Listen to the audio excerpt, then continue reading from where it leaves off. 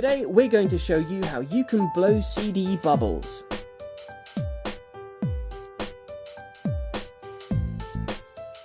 For this you're going to need a CD, a lighter, and a pair of scissors. Place your CD on the table with the surface facing upwards. Then use your pair of scissors to gently scrape off any of the covering. When you've done that, you'll be able to see straight through the CD. The covering should come off quite easily. Once that's done, brush off any of the remains and check that you can see all the way through.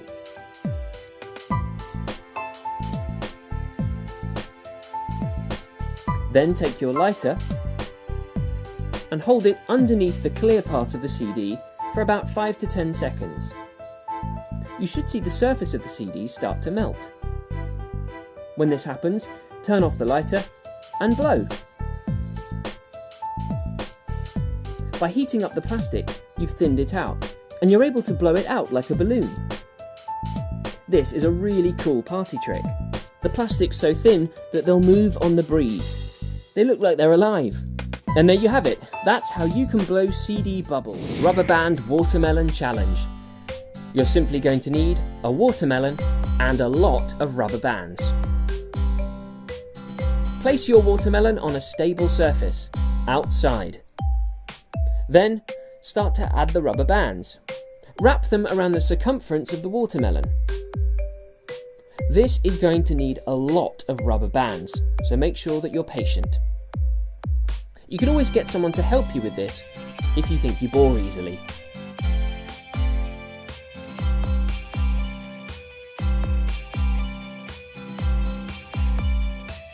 As you can see here, I got a helping hand from a few friends, and we used something like 200 rubber bands. If you look closely at the watermelon, you can probably see that it's very slightly changed shape. What's happening here is that by adding rubber bands to the surface, we're putting a lot of pressure onto the watermelon. That pressure is all directed into the same part of the fruit. Now if we look here, you can see that some of the juice of the watermelon is starting to pour out because a crack has formed in the top. Let's keep adding a few more rubber bands to see what happens. Keep an eye on the top part of the watermelon. At this part, there are 420 rubber bands on the watermelon.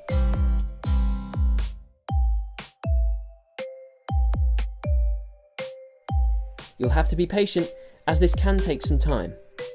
If you like, you can try spreading the watermelon yourself, and eventually the pressure will build up. You see here the bottom part of it is split, and now the pressure of the rubber bands is really starting to take hold. In just a few more seconds,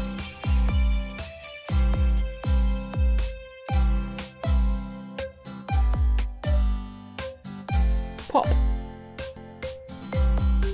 We've completely cut the watermelon in half. It goes so fast, we almost can't see it even when we slow down the video. It's important to do this outside, as any juice and pieces of watermelon will create quite a mess. But at least you've got a snack for afterwards. And there you go. That is the Rubber Band Watermelon Challenge. Where is gravity? For this experiment, you're going to need some magnets, sellotape, string, a box, and a nail.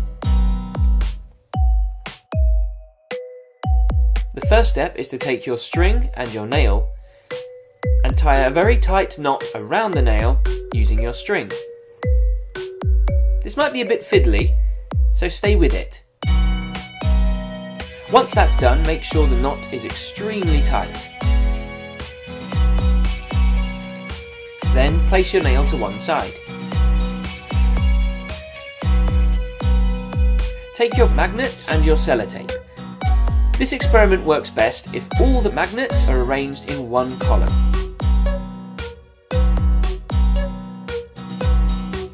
Once you've done that, take a length of sellotape, place your column of magnets into the centre, and stick the sellotape firmly to both sides.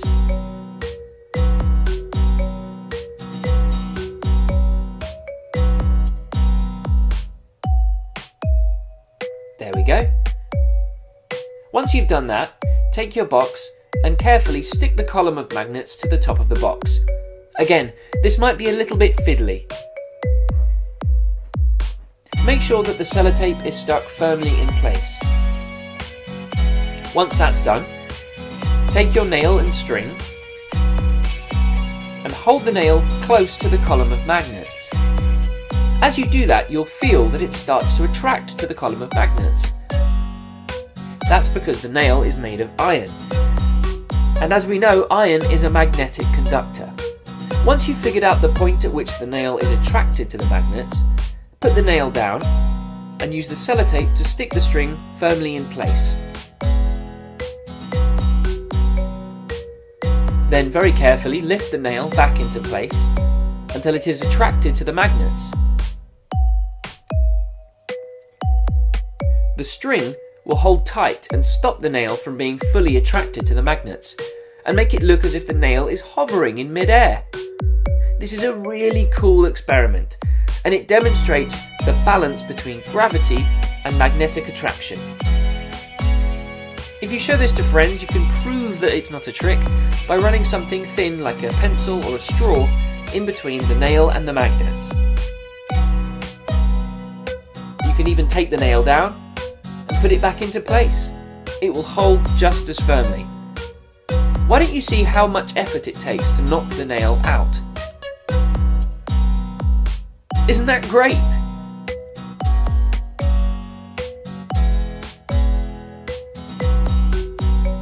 And that's how you ask, where is gravity? DIY macro lens. You're going to need a laser pen, a hairpin, a smartphone with a camera, some pliers, and some sellotape. First, carefully use the pliers to remove the end from the laser pen. You can see what looks like a small glass bead in the end. This is in fact a very small lens. This is what focuses the laser in your laser pen, and we'll need it to make our macro lens.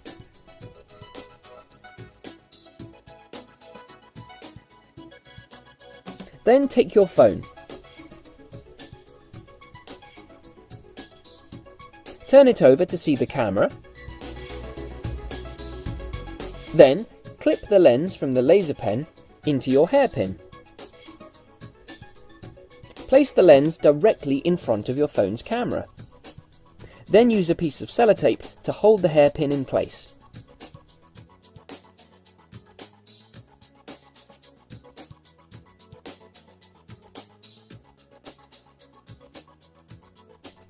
Make sure it's secure. Then turn your phone back round and open up the camera. If you look through, everything will look very blurry. But this is where it gets really cool. Take something with a lot of detail in it, for example this £10 note. Hold the camera closer and closer to the object, and suddenly you'll see everything is in focus. Using the lens from the laser pen, you've created a macro lens. A macro lens allows cameras to see things really, really close and in great detail. For example, if we hold our lens very close to this £10 note, you'll see that the swirls on the money are actually made up of lots of the word 10. If you hold it close to the eye, you'll see there's lots of circles. You can try lots of other objects, like this 50p coin. It lets you see loads of detail. You can see hundreds of tiny scratches on the coin that you wouldn't normally be able to see. Why not try zooming in on your phone camera? This will allow you to look even closer. I love this trick because it's a really great way to take something you already have and make it even better. That's what you call a hack.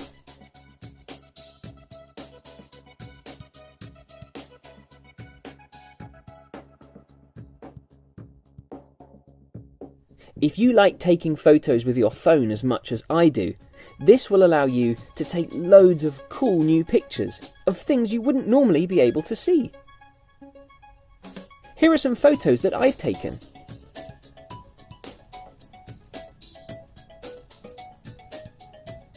You can see an incredible amount of detail. Look at those tiny dots.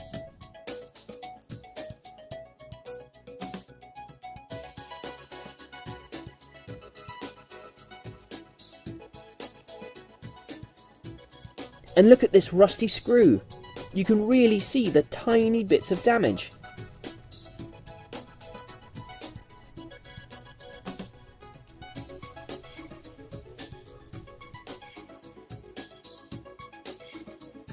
Isn't that great?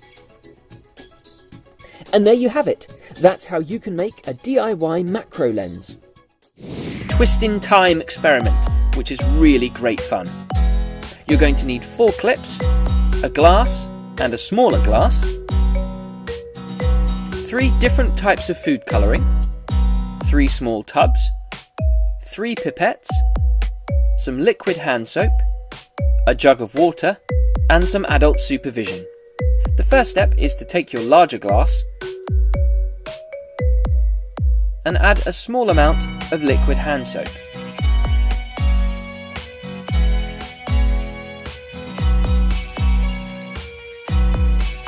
Then take your smaller glass and place it inside. Do this slowly so that you don't add too many air bubbles to the mixture.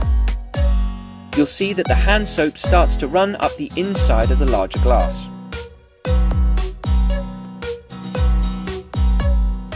Then fill the small glass with water. This will help to weigh it down and hold it in place. Take one of your clips and place it onto the rim of the larger glass. Take another clip and place it on the opposite side. Place a third clip and leave a space for the fourth. Then take your 3 tubs, pour a small amount of hand soap into each of them,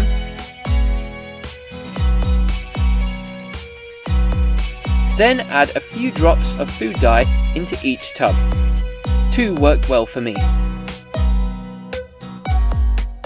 Make sure that none of the food dye gets mixed up.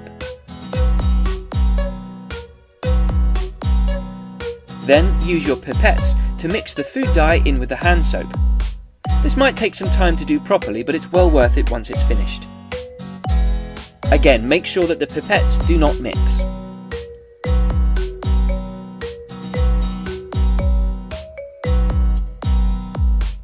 Take your glasses.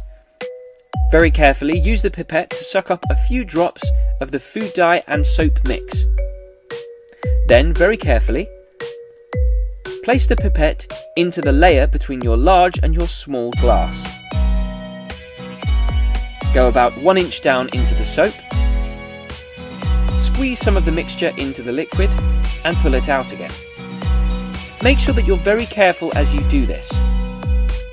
Repeat this step twice, once with each colour. Try to remove any air bubbles from the pipette before you squeeze out the mixture. This will help the experiment go much more smoothly. You'll see that as you squeeze the mixture out into the soap, it forms a small pool and then remains. This is because the soap is very thick.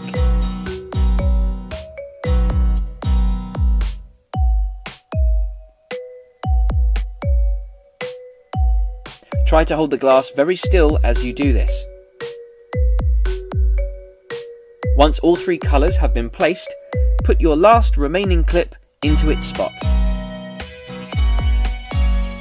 Then, very carefully, turn the inner glass. You'll see that the 3 colours start to blend together, almost disappearing. That's the end of that, isn't it?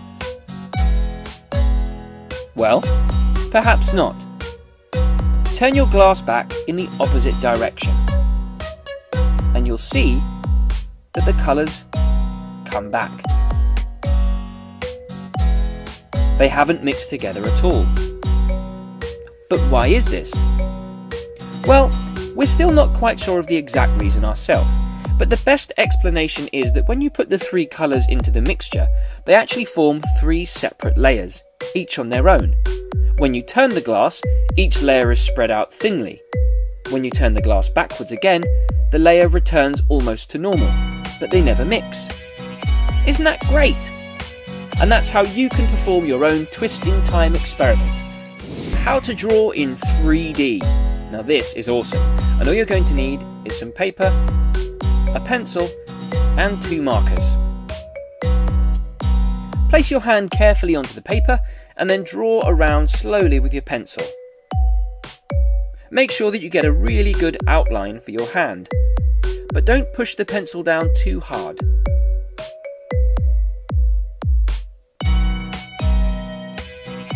You'll catch all the little quirks on your hand. For example, my little finger is slightly bent. Once that's done, take one of your pens and then start to draw horizontal lines across the page. When you get to the outline of your hand, curve the line slightly, like a little bridge over a river. Then when you get to the other end of your hand, continue with the straight line. Proceed up the page, continuing this as much as possible. Whenever you get to a part of your drawing, make sure that you curve the line. This might mean that your horizontal lines end up slightly unequal, but that's okay.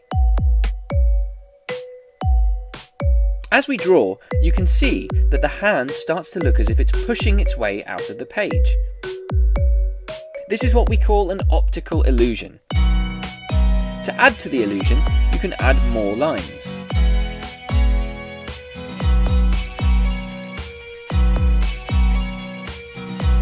You can of course use a ruler to make your straight lines completely straight if you like, but I find it's more enjoyable to try and do it completely handheld. You can use any colours you like. I chose purple and red.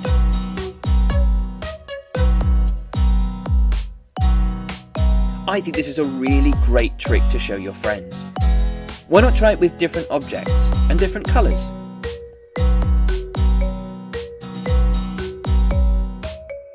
To add to the effect, you can use your pencil to work around one side of the drawing and add shadows. This will make your shape look much more three-dimensional.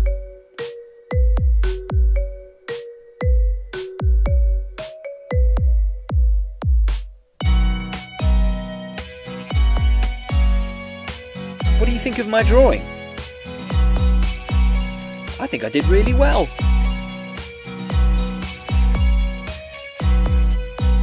Why not try it with different shapes and objects and see what works best? And that is how you draw in 3D. Invisible bottle. For this, all you're going to need is a small bottle, a glass, and a tall glass with some glycerin in it. Firstly, pour some glycerin into your glass. It should be about 1/3 full.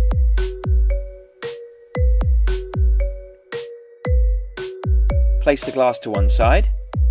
Take your small bottle and remove the cap if there is one. Then very carefully fill the bottle with the rest of the glycerin. This might take some time. Once that's done, place the large glass to one side and very carefully place the small bottle inside of the glass. Once it reaches the bottom, you'll see that it seems to disappear. You can't see the edges of the bottle anymore, and this is because of refraction. Both the glass and the bottle are full of glycerin, which refracts or bends light in the same way. This means it's much harder to see what's inside the glass. You can just make out the small air bubbles inside the smaller bottle. If I place my hand behind the glass, you can see it's still very difficult to make out the shape, unless you get very, very close. And there you have it. That's how you can make your very own invisible bottle. Brilliant! Matchbox microphone. The first step is to take a matchbox, some scissors, some electric cables with clips, a few pencils, a sharp craft knife, a pair of headphones, and a battery. Make sure that you have an adult help you with this experiment.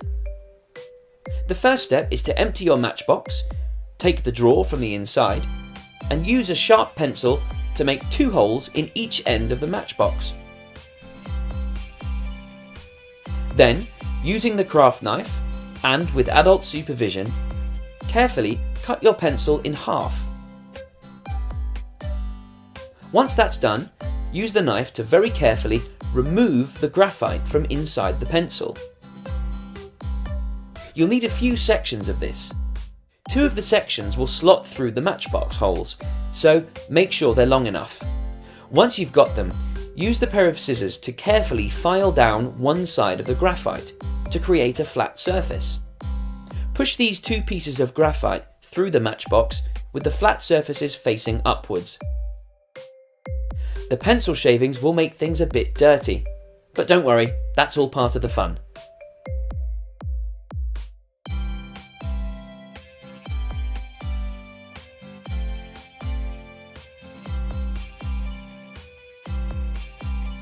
Then, take a shorter piece of graphite and once again file down one side to make it flat.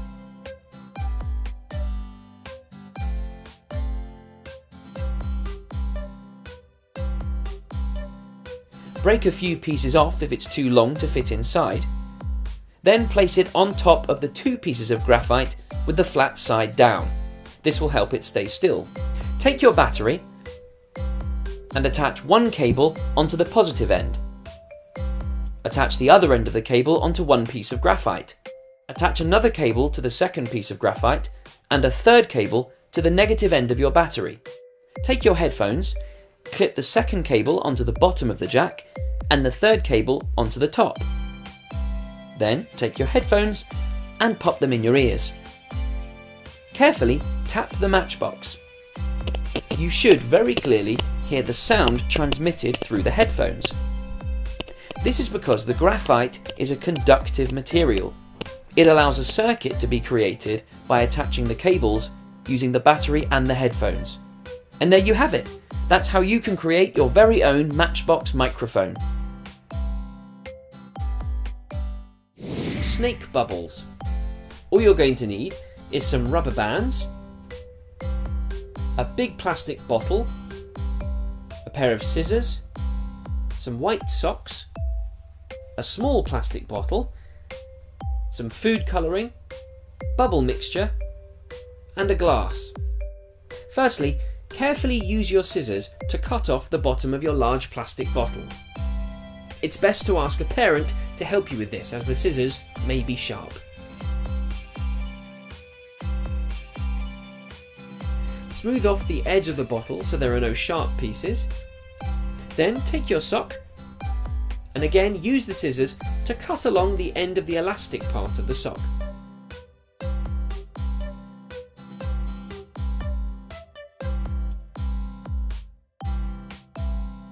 Then carefully stretch the fabric of the sock around the bottom of the bottle. Pull it tightly so you create a sort of drum made out of material. Make this surface as tight as you can. Once that's done, use a rubber band to hold the sock in place.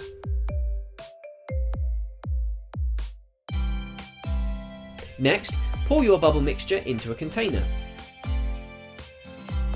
Make sure that the container is wide enough for you to dip the bottle inside. Take the bottle and dip the sock end into your bubble mixture.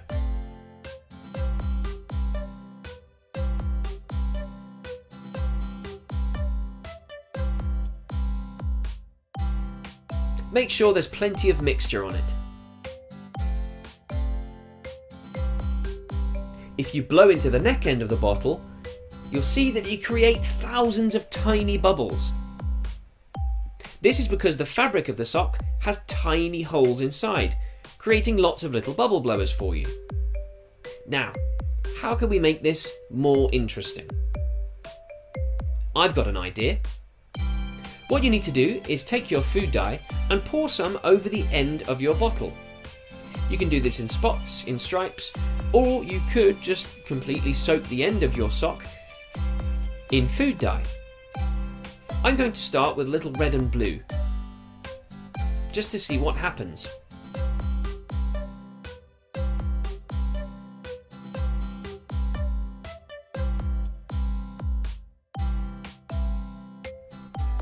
Let's cover a good amount of the surface in food dye.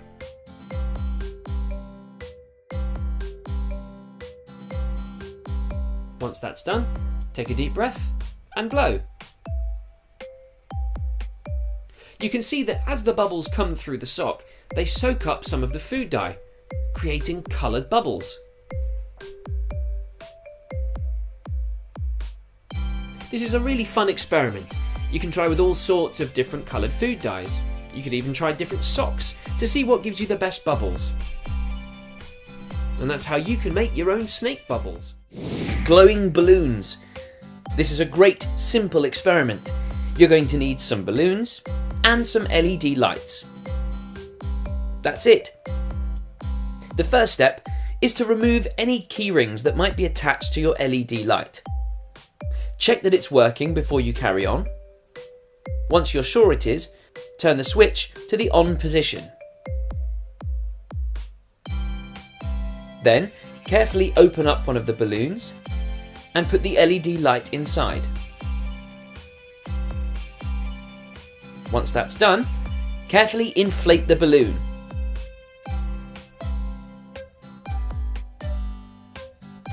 Don't blow it up too hard, just to make sure that the rubber isn't stretched too much. Once that's done and the LED light is inside, switch out the lights.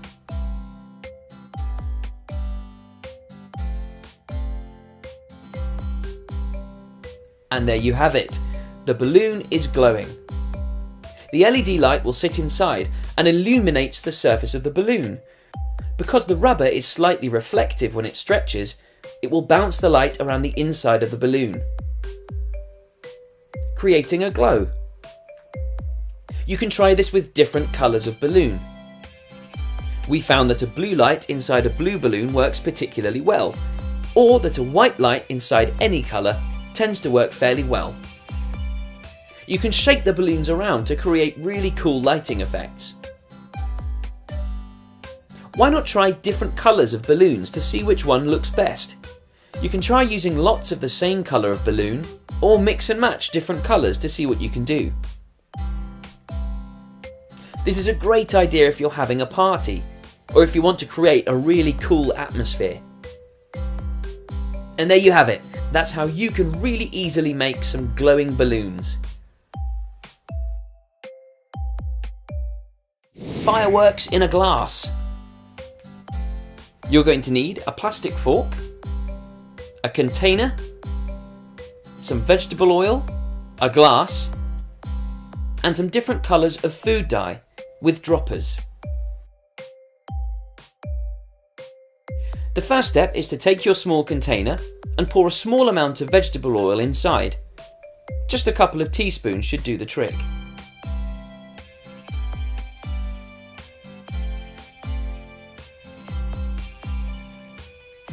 Now it's time to add your food dye. The best way to get this to work is to add very small drops into the oil, one at a time.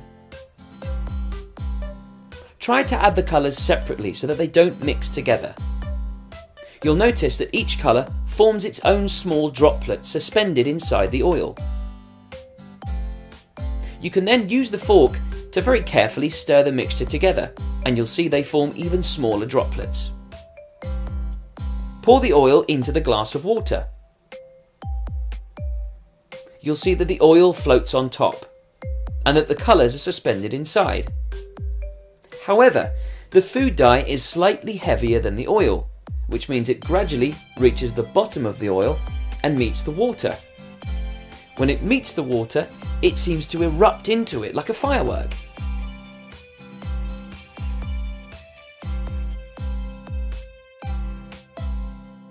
This is a really cool effect.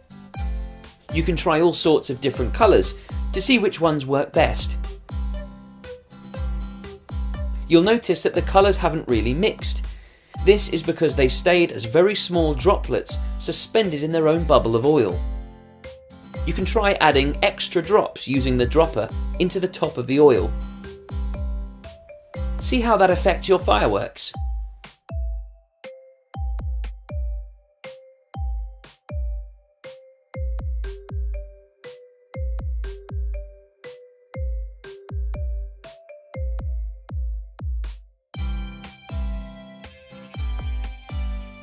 You can see that if we flip the video around, it really does look like fireworks exploding in the sky, or maybe even erupting volcanoes in the distance. It looks like the surface of an alien planet. And there we have it. That's how you can make your very own fireworks in a glass.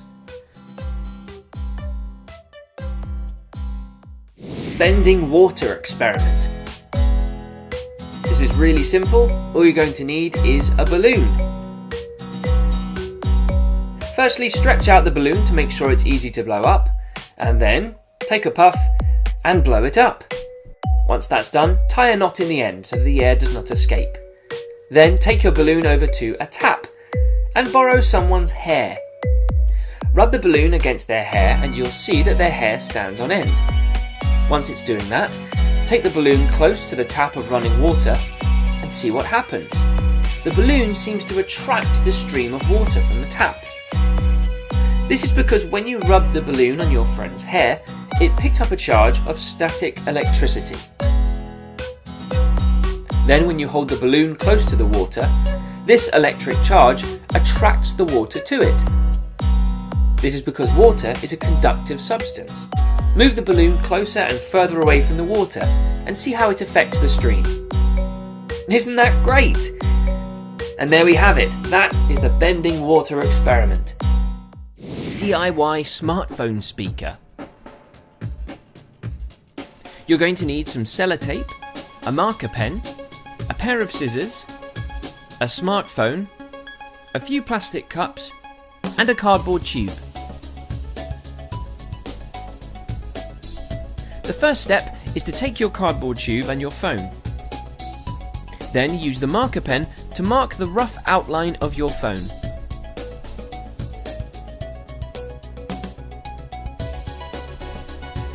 Once you've done that, carefully use your scissors to make a hole in the cardboard tube. Then cut around the line.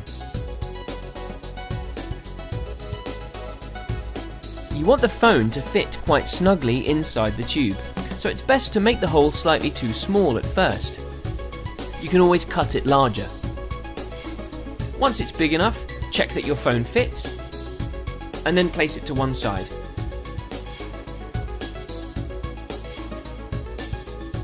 Then take a few of your plastic cups and draw around one end of the tube on one cup,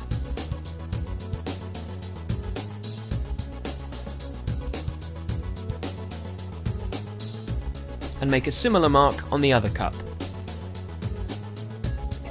Make sure that they're in roughly the same spot on each cup.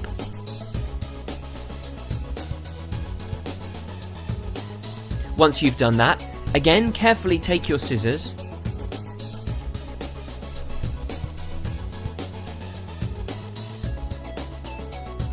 then cut a cross shape inside the hole. Bend the plastic back and you should be able to fit the tube inside. If this doesn't quite work, try making 8 cuts instead of 4. The tube should fit tightly inside. Repeat the process with the other cup.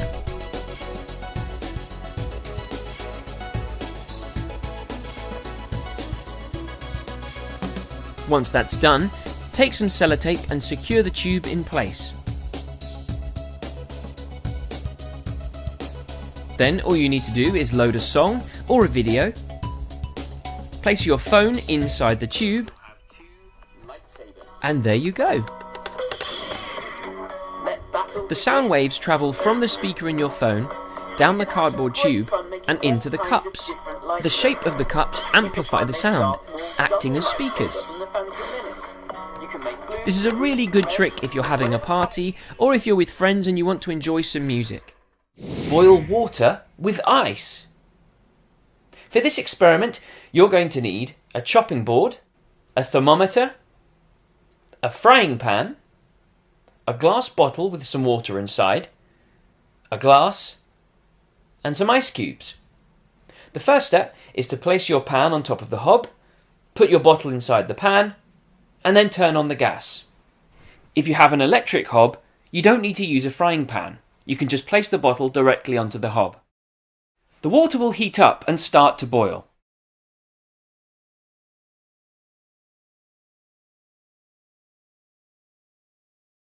Once it reaches boiling point, carefully remove it from the pan and screw the lid back on top. You'll see that the water is still bubbling.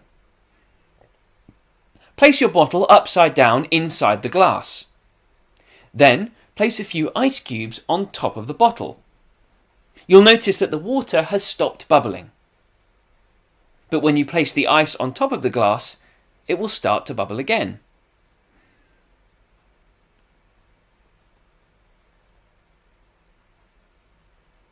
Keep your eye on the water.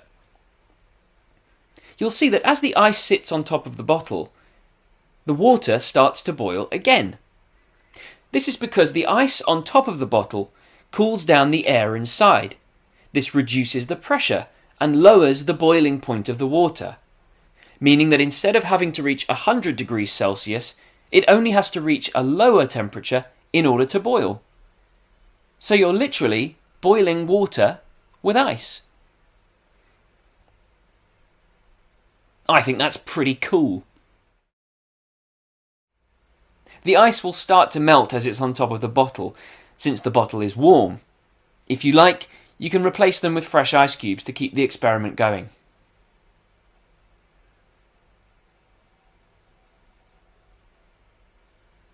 We let the water boil for a while, then turn the bottle back the right way up and measure the temperature of the water.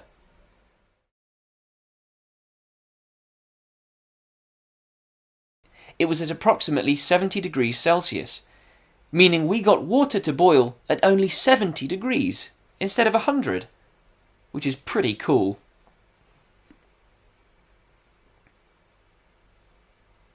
And that's how you can boil water with ice. Sugar magic. For this experiment, you're going to need a spoon, a plastic cup, some lemon Kool-Aid powder, sugar, and some water. The first step is to put a heaped spoonful of sugar into your plastic cup.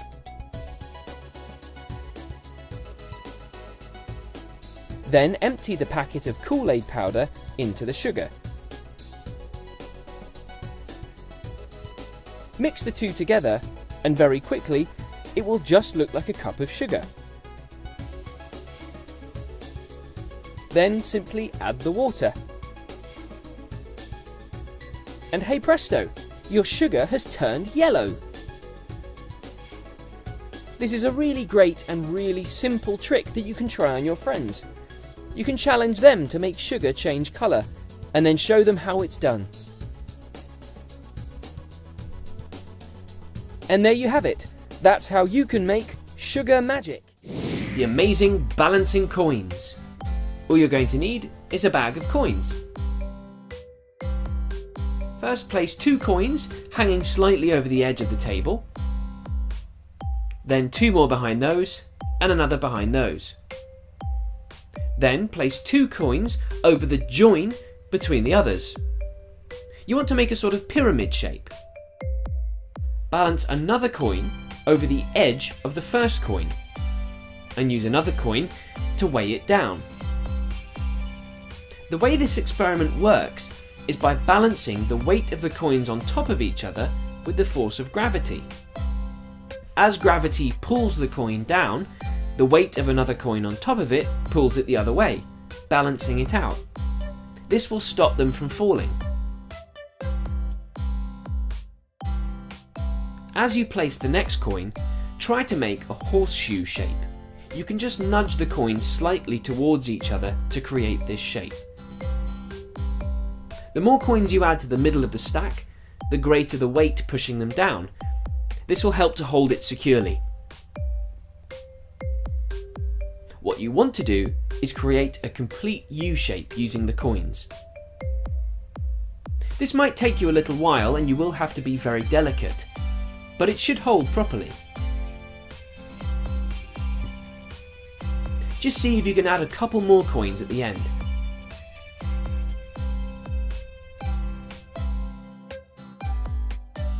If you look at it from the side, you can see that it's quite a thick stack and that they are hanging fully over the edge of the surface. It's a surprisingly secure structure. I've made mine on the edge of a tile so that I can lift it up and show you.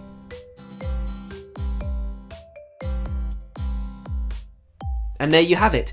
That's how you can make amazing balancing coins. Growing and shrinking eggs.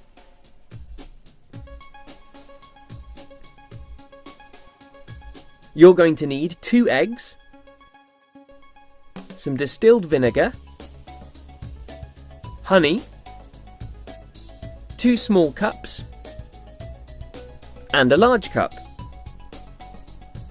Place your eggs inside the large cup. Then completely cover them with your vinegar.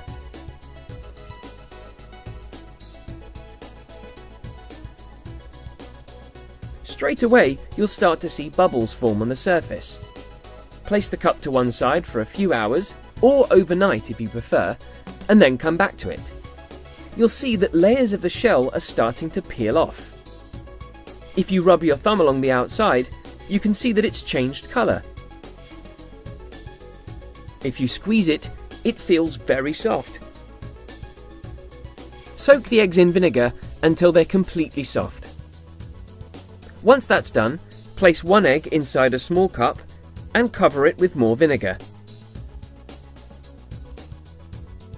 If you like, you can mark the cup with a V.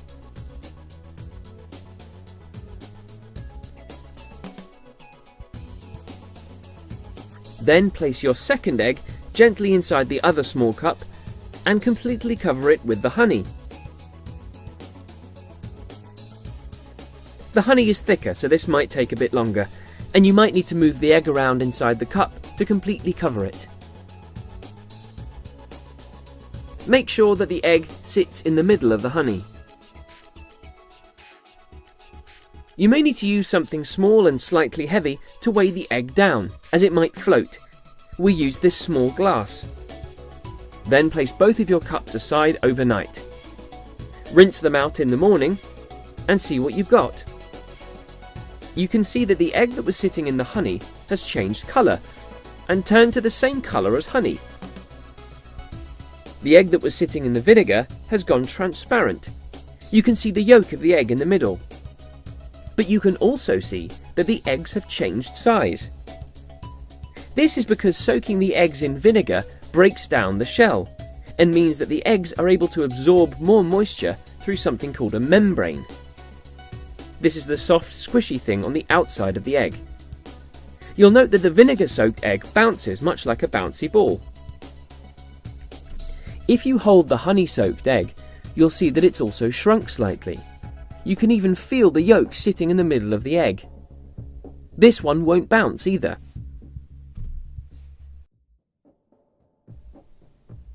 You can compare the two next to a normal egg, which will really illustrate how they've changed size. The honey-soaked egg is smaller, and the vinegar-soaked egg is larger.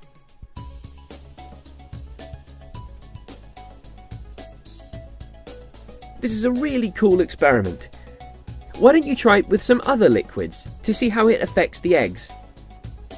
Perhaps milk or a soft drink. You can even pick up the honey-soaked egg, which feels really strange, like a tiny water balloon.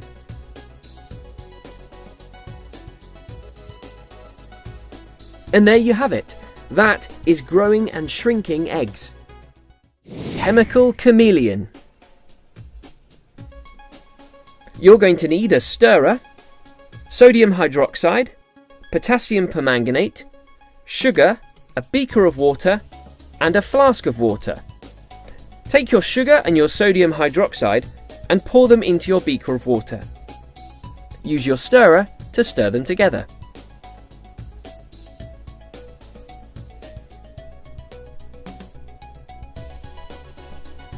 Then pour some of your potassium permanganate into your beaker of water. You'll only need a few grains, enough to make the water change colour. Make sure this is mixed thoroughly. Then pour your sodium hydroxide mixture into the flask. You'll see that the solution changes colour from purple to a bright blue, then green, then yellow, and then a bright orange. This colour change happens because of the strange chemical interaction between the mixtures in the glass. Viewed from above, it's a really strange combination. And there you have it. That is the chemical chameleon. Mint really does cool things down. You're going to need some mints, a piece of paper, a thermometer, a pen, and a glass of water. When you pop a mint into your mouth, it tastes quite cold. So we wanted to find out whether it actually made things colder or whether that was just a feeling. Place your thermometer inside the glass of water. Then take out your pen and paper, and you're going to use this to keep track of the temperature of the water. Before you go any further, make a note of the temperature of the water before you put any mints into it. Ours was 29 degrees Celsius. Take one of the mints out of the packet, stir it a little, and after 1 minute, take the temperature again. Make sure you make a note once every minute. This will help you to judge the progress properly.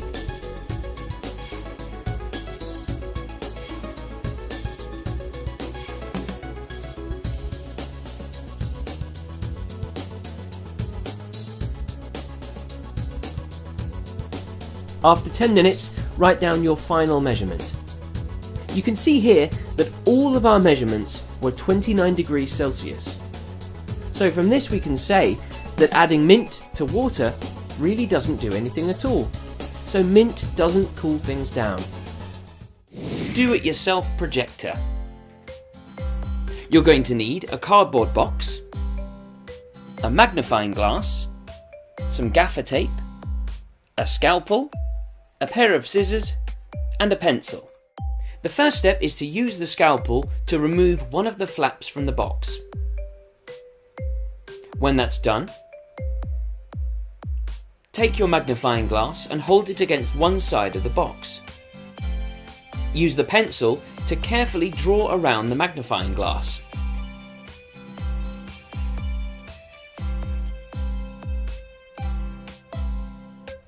Use the scalpel to carefully cut out the circle shape. It's best to ask an adult to help you with this part of the experiment. Make sure to be careful when using the scalpel. Once you've cut out the circle, fit the magnifying glass into place. You might be able to remove the handle from yours. We couldn't, but that shouldn't affect things too much. Use some of the gaffer tape to secure the magnifying glass in place. This creates the lens for your projector. Then, take the piece of cardboard that you cut off earlier and fold it up to make a stand for your phone.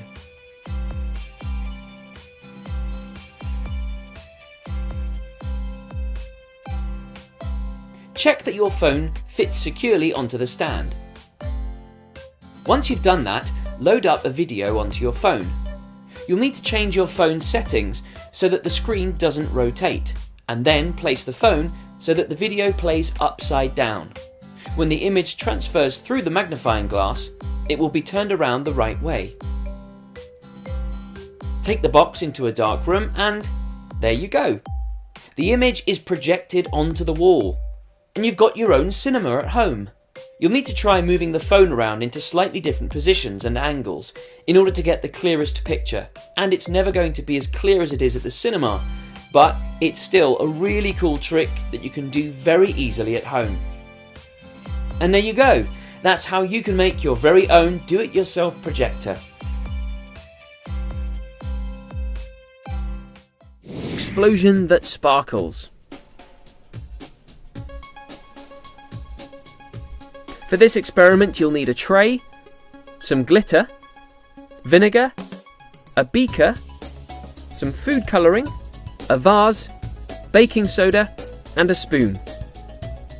Place your vase inside the foil tray and 3 tablespoons of baking soda into the vase. Then sprinkle some glitter in. For this first round we've used blue, gold and red. Use the handle of your spoon to stir the solution. And then add a few drops of food colouring. All you need to do then is add the vinegar. You get an instant reaction that's full of sparkles. It's important to use something like the foil tray to contain the mess. If we show you up close, you can see all the different colours of glitter. If you'd like, you can use more food colouring to create coloured foam. And as much glitter as you like. So there you have it. That's how you can create an explosion that sparkles.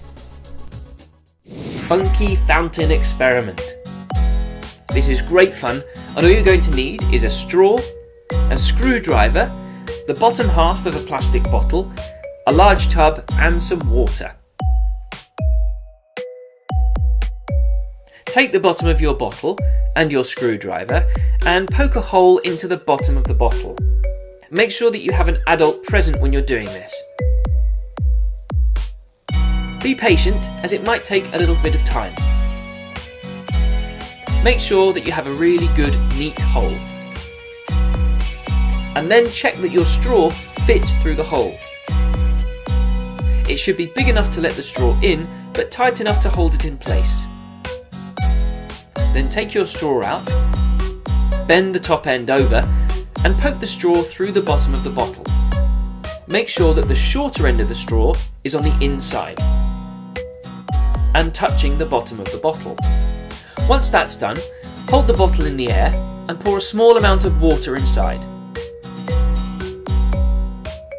You'll see that the water remains inside the bottle.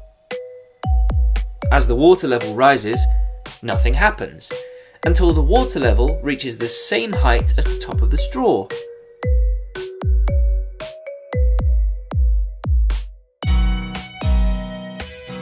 And out comes the water. How does this work? Well, really, it's all about pressure. The lower end of the straw is at a lower pressure to the upper end of the straw. Once the water level reaches the bend in the straw, this pressure difference forces the water out of the straw. This experiment works as the bottle is open, and so air is able to flow freely into the bottle, creating the low pressure.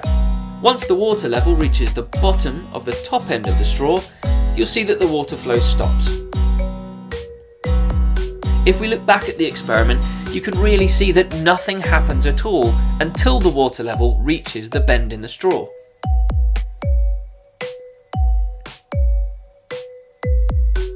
This experiment will work with a really long straw or a really short straw. The principle remains the same. You can try it with different liquids to see how they move. Water is the easiest to work with, as it's not very messy and flows very easily. Why don't you challenge your friends to make their own? That way you can have a race and see whose works the best. See what happens if you use different straws. And there we have it. That is the funky fountain experiment. Flaming candle seesaw.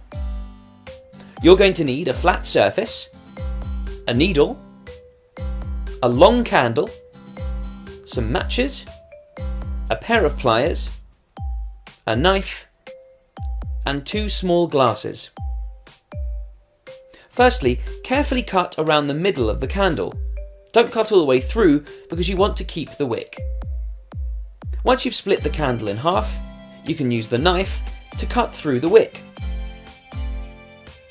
Make sure there's a bit of wick on each end of the candle. Then, using the pliers, carefully guide the sewing needle through the middle of the candle.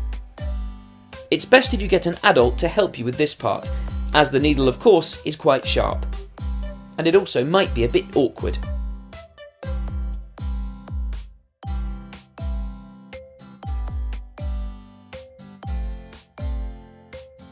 Once that's done, take your 2 glasses and space them apart, just enough so that the candle can sit in between them.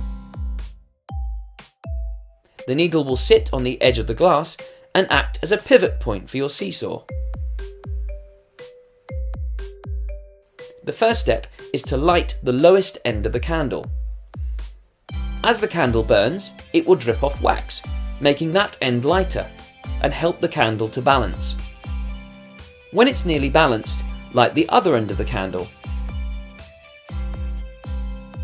Once that end is lit, it will start melting wax off that end.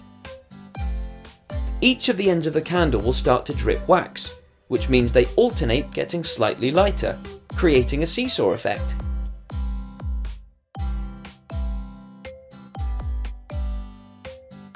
As the candle burns and gets shorter, you might find that this seesaw effect starts to speed up.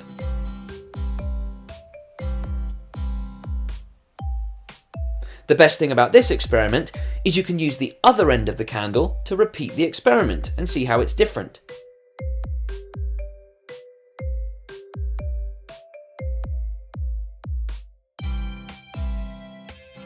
And there you have it.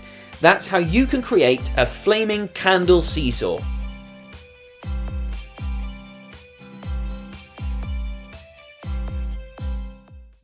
Experimenting with water flow. For this, you're going to need a small platform, a short straw, a long straw, a tray, a bottle top, a pound coin, an empty water bottle, another bottle top, and a bottle of water. The first step is to take your bottle and have an adult help you make a hole in the bottom of the bottle, about 2 inches from the bottom. Make sure it's big enough for your straw to go all the way through. You might want to use some blue tack to strengthen the seal between the bottle and the straw. This might be a bit fiddly, so you might want to get an adult to help you.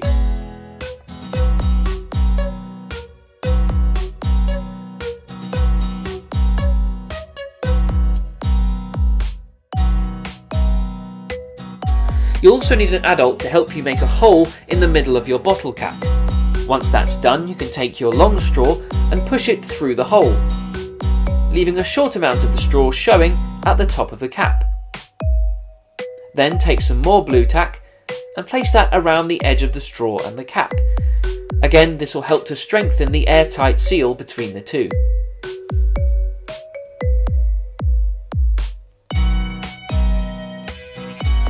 Once that's done, take your tray and your platform and place them closely together. Put your bottle on top of the platform and have your cap and straw at the ready.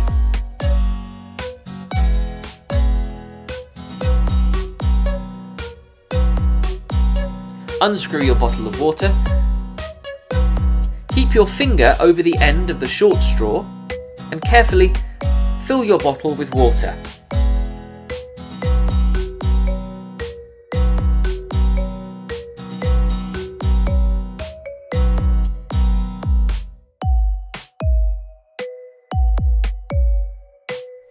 You might spill a bit of water, but that's okay. Once you've poured all the water in, Take your cap with the long straw and screw it tightly onto the top of the bottle. Then take your finger off of the end of the short straw. You'll see that water flows at a constant rate out of the bottle. You can place your coin inside the tray to track where the water is landing. You'll see that it's landing at exactly the same point the entire time. This is because the straw helps air to enter the bottle at a constant rate, keeping the pressure the same. This pushes the water out of the bottle at the same rate. You can see the bubbles inside the water as air is pushed down through the straw. Once the water level goes below the long straw, you'll see that the water pressure changes. It starts to lower, and water leaves the bottle much slower.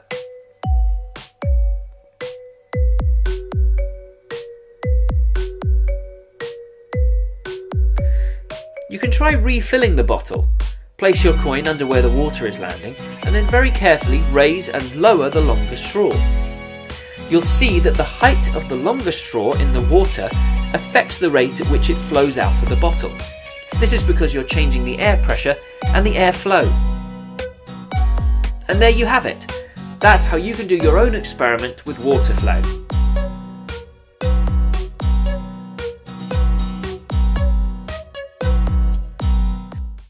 Dancing ghost. Ooh. For this experiment you'll need a balloon, a ruler, some scissors, a Sharpie and some crepe paper. Firstly, take your crepe paper and your pen. Fold the crepe paper over a few times and then use your marker to draw the outline of a ghost on your crepe paper. Try and make it as scary as possible.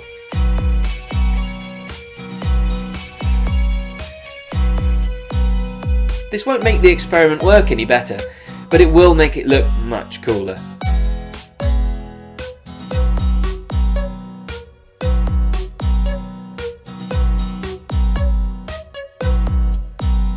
Once you've finished drawing your ghost, take your scissors and very carefully cut around the outline.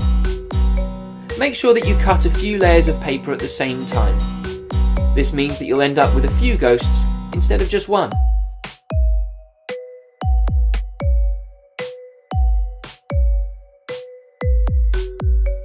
Don't forget that because you're working with scissors, you will need to have an adult present.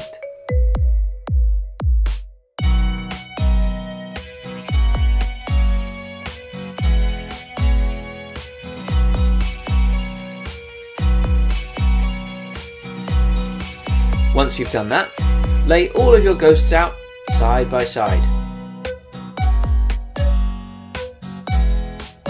Take your ruler and place it on the counter. Then place the bottom edge of each of your ghosts underneath the ruler. This will hold them in place during the experiment. Then take your balloon, rub it against someone's head, and move it near the ghosts. You'll see that the ghosts seem to reach up and try and grab the balloon. This is because the static charge that your balloon picked up from your friend's hair attracts the paper.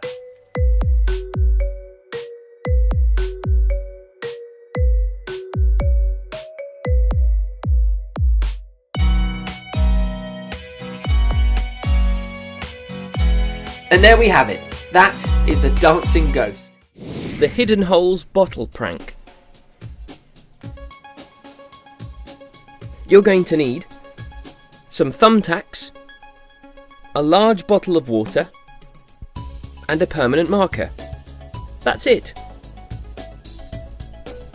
Firstly, place your bottle on its side, and then write a tempting message, something that might make someone want to drink what's inside. We kept it simple. Do you think this will work? Once you've written your message, take your thumbtack and then turn your bottle over. Very carefully, make a few holes near the bottom of the bottle. As you do this, water will start to spray out of the bottle. So you will need to clean that up. However, When you turn the bottle back onto its proper end, you'll see that the water stops flowing out. This is a really curious trick, and we're going to use it to perform the rest of the prank. If we look up close, you'll see that if I squeeze the bottle very gently, water starts to come out again. But if I let go, nothing happens. And again, if you look closely, when I undo the lid on the bottle, water starts to come out of the bottom. When I screw the lid back on, the water stops flowing. I can even do this with one hand for you, just to prove that there is no trick. Now all you need to do is dry off your bottle and then place it on a kitchen counter where someone can come and try and drink it. Here he is now. Watch what happens. Oh no! The water's going everywhere, and he's got no idea why. Let's show you again, but with a little bit of food dye in the water, just to make this really clear. This experiment works because of the pressure in the bottle. The holes are so small that air can't get in as the water comes out, and so the pressure inside the bottle remains constant, unless you squeeze the bottle and force water out, or open up the lid and let air in. And that's how you can do the hidden holes bottle prank. Walking through paper. All you're going to need is a piece of paper, a ruler, a pair of scissors, and a pen. The first step is to fold your piece of paper in half lengthways. Then take your ruler and your pen and make a series of marks at 2 centimeter intervals along the piece of paper.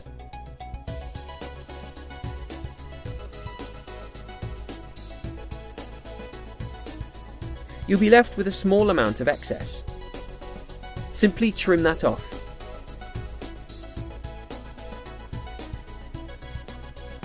Then turn your piece of paper around and make similar marks on the other side. You should end up with this pattern.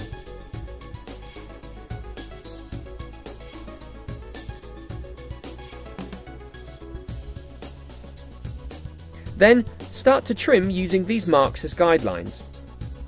It's important that the first trim line that you make is on the folded side of the paper.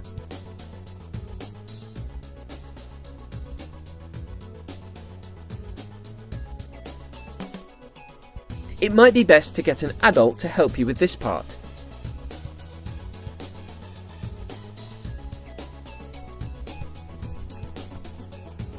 Cut most of the way along the paper, but leave about an inch of space at the end.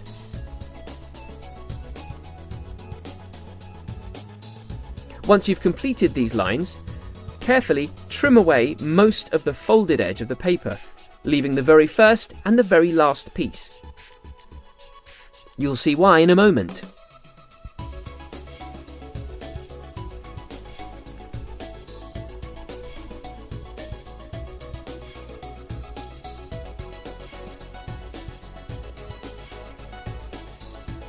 Then go to an open area. Carefully unfold your piece of paper, and you'll see that by cutting it the way that you have, you've created a massive loop that you can easily walk through. This is a great party trick, because if you challenge someone to walk through a piece of paper, no one's going to be able to do it, except you.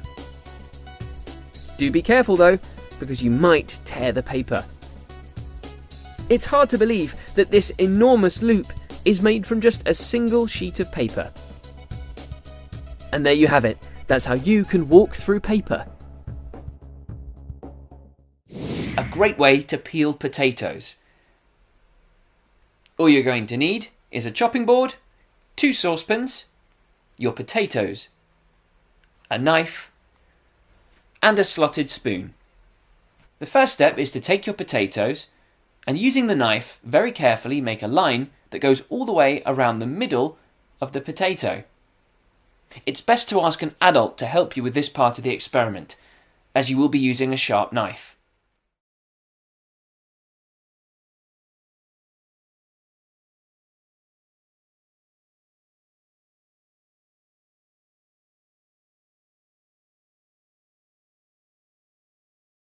Repeat this step with all of your potatoes. You can use different sizes to see which works best. Place the potatoes inside one of your saucepans. Then cover them with boiling water.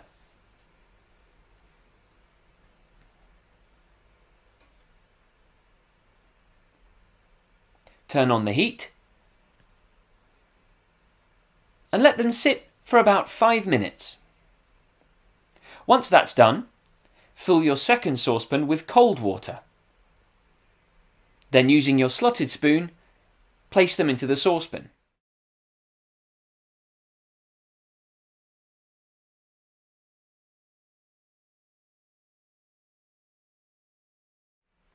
You can also add some ice to the cold water.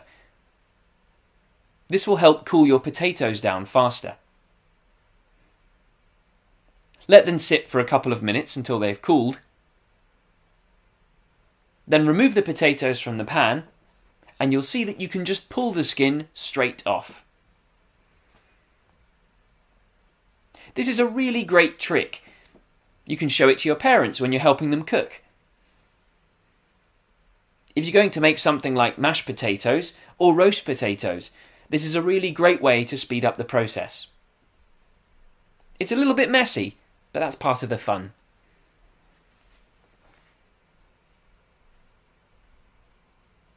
A technique like this that helps you speed up an ordinary task is something that you call a life hack. And this is a really great life hack.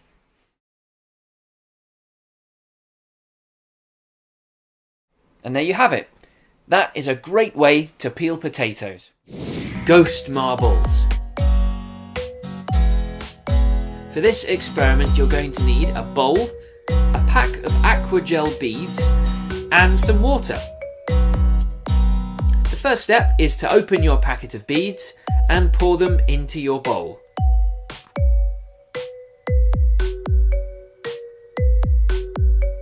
You'll find that these bounce around quite a lot, so do be a bit careful. Once that's done, take your water and pour it into the bowl.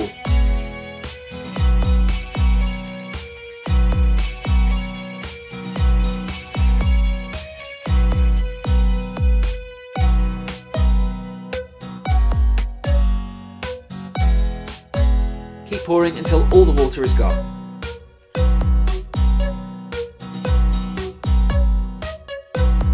Then place the bowl to one side. Leave it alone for a few hours and come back to it, and you'll see that the water has been replaced by these.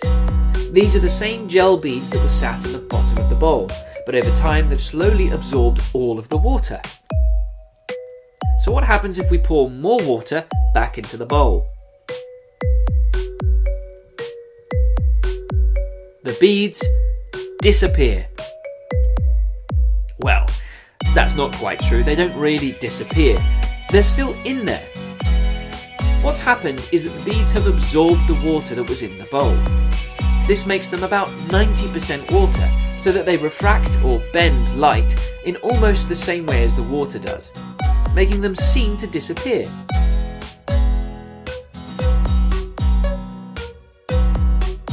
If you place your hand carefully inside the bowl, you'll see that you're able to scoop the beads out. They're much larger than they used to be. They're also very slippery.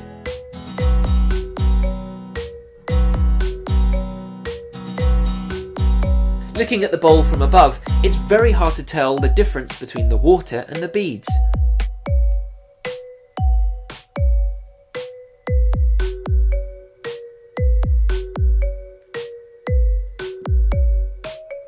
If you look very closely, they look a little bit like frog spawn.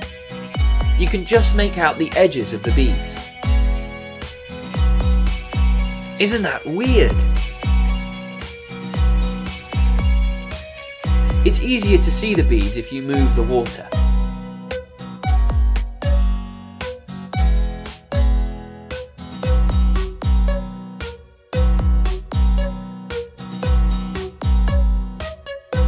Isn't that crazy? And there you go. That's how you can make your own ghost marbles. An invisible flower. For this you're going to need some vegetable oil, a glass and a flower. The first step is to take your glass, take your oil, and very carefully pour the oil into the glass. You'll want to try and fill it about 2/3 of the way.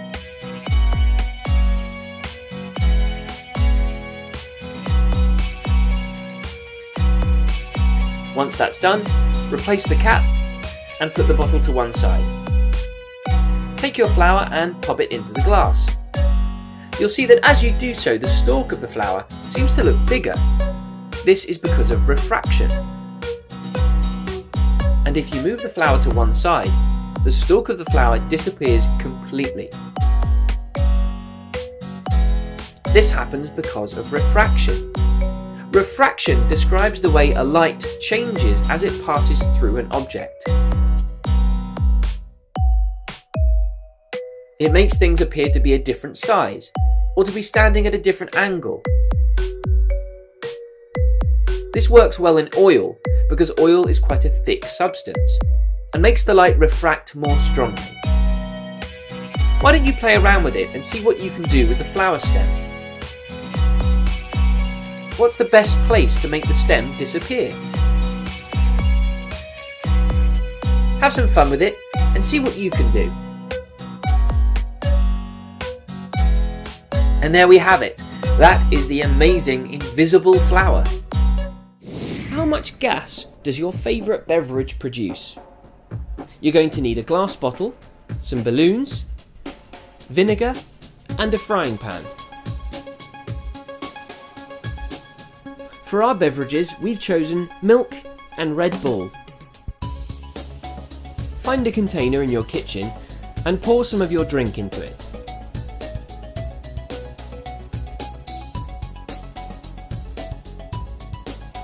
We poured about half a can of Red Bull into this container.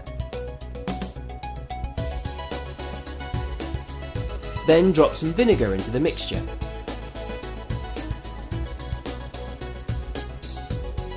We added about half as much vinegar as there was Red Bull.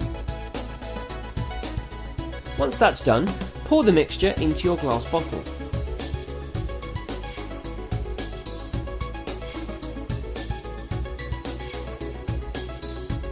Then stretch one of your balloons over the neck of the bottle. If you like, you can use something like a rubber band to make sure the balloon stays on tight. Then place your glass bottle onto a pan. Turn on the heat and watch what happens.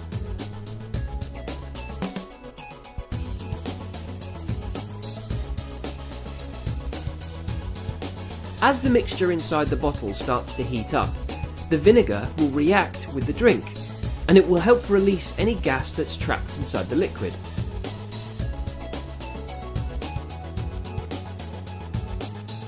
Because Red Bull is a carbonated drink, this means it's got bubbles inside. Those bubbles are all bubbles of trapped gas that help make the drink fizzy. As that gas is released from the liquid, it starts to blow out the balloon. So from this experiment we can tell that there is gas inside Red Bull. We tried the experiment again, mixing the vinegar with milk.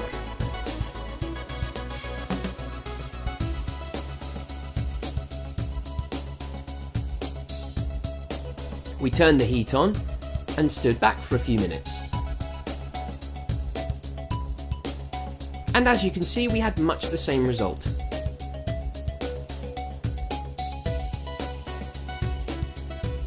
From this we can say that there is gas inside the milk.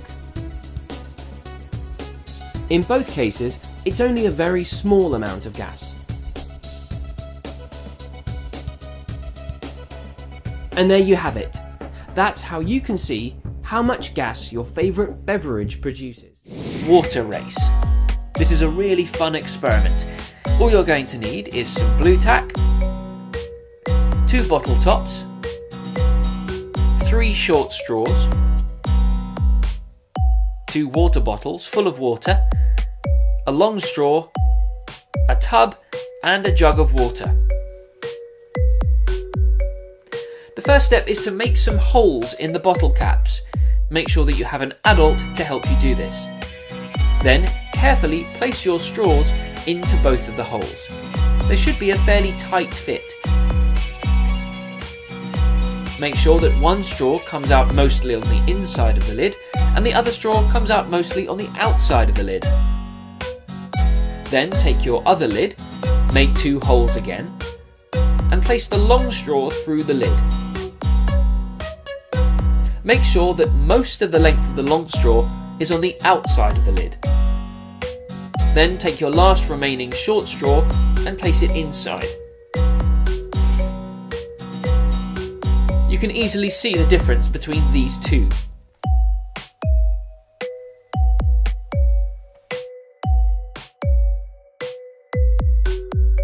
The next step is to take some blue tack, work it into a small shape, and then carefully use it to block any gaps on the inside of the bottle lid. This will help you have greater control over your experiment.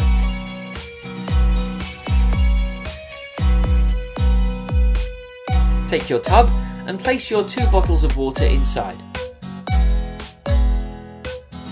If there are any gaps in the top, use your jug of water to fill up the bottles until they overflow.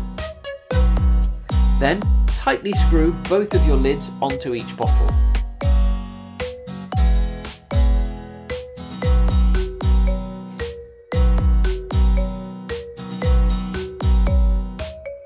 Make sure that there is an airtight seal.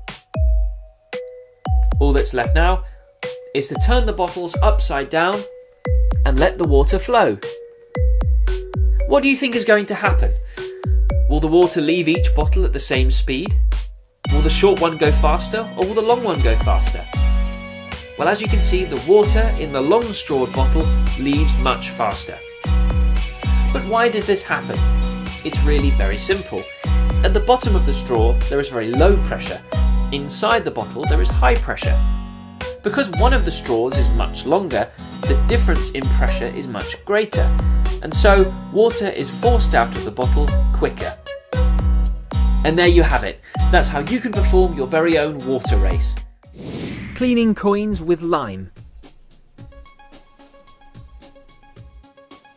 For this experiment, all you're going to need is a plate, a lime, some copper coins, and a sharp knife. Make sure you have an adult to help you. Place your plate on a flat surface, then place the lime on top. Take a few of your coins to check the size, and then use your sharp knife to make a few incisions into the side of the lime, roughly the size of your coins.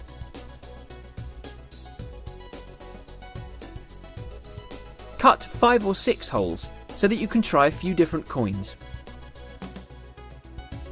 Once you've cut the holes, place your coins inside, with half of the coin still poking out. It's important that all of the coins you use are copper coins, so for me, it's a 1 or 2 pence coin. What will really help this experiment is if your coins are quite old and dirty. Once they're all inside the lime, leave it to sit for 15 to 20 minutes, or longer if you like.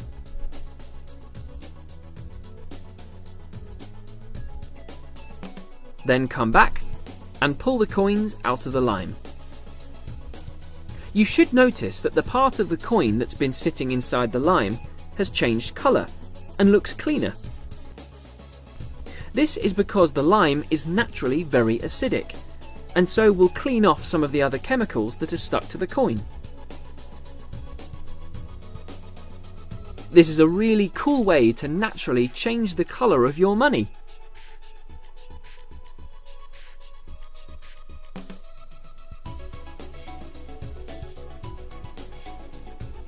Why not try this with other coins and see if there's a difference?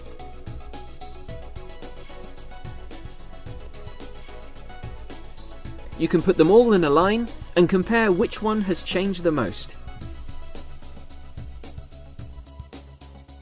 And there you have it. That is cleaning coins with lime. Weather vane. For this experiment, all you're going to need is a needle, a pencil, a pair of scissors, rock salt, tape, glue, a marker, some wire, a glass, some card, a straw, and some adult supervision. The first step is to carefully use your scissors to make 2 small cuts in the end of your straw. Make sure that both of the cuts face each other and are the same length. It should be about 2 inches. Then take your piece of card and again carefully use your scissors to cut out a small shape to act as the tail for your weather vane. This tail shape will help catch the breeze and make the weather vane work.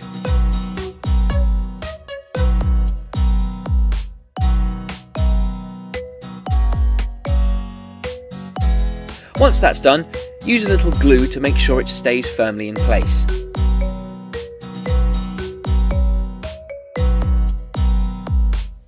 Once the glue is fixed on, slot the card into the end of the straw. Then take your marker pen and mark out the other end.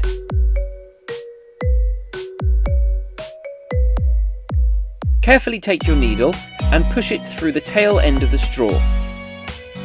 Make sure that the sharp point is poking out. And also be very careful. Then take your wire and cut 4 equal lengths. This is what you'll use to make the 4 poles of your weather vane. Carefully bend the wire into 4 different shapes. 1 the letter S, 1 in the letter N,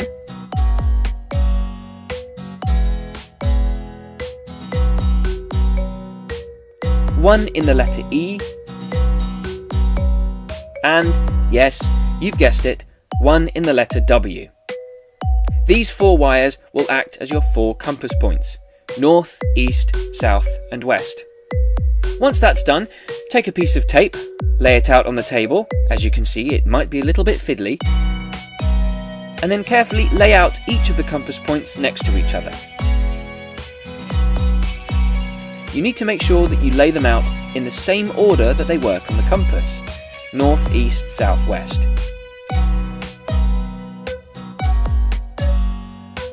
You also need to make sure that they're spaced out equally.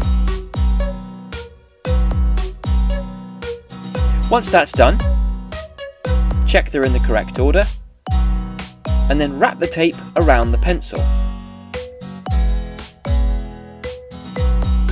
This might be a bit fiddly, and you may find that the compass points aren't at the exact right place, but you can always take the tape off and start again. Once that's done, arrange them so that they are all at equal distances, and you're ready to go on. Take your straw and carefully place the needle into the end of the pencil where the rubber is. Make sure that the needle isn't pushed all the way in, as it needs to be able to turn.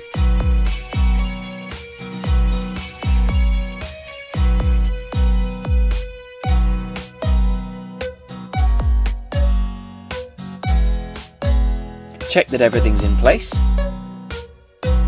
and then place it to one side. Take your glass and your rock salt, fill the glass up,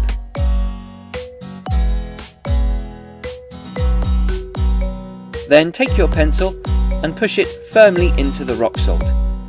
Make sure that the pencil is pointing straight up. Then blow on the tail of your weather vane to see if things are working.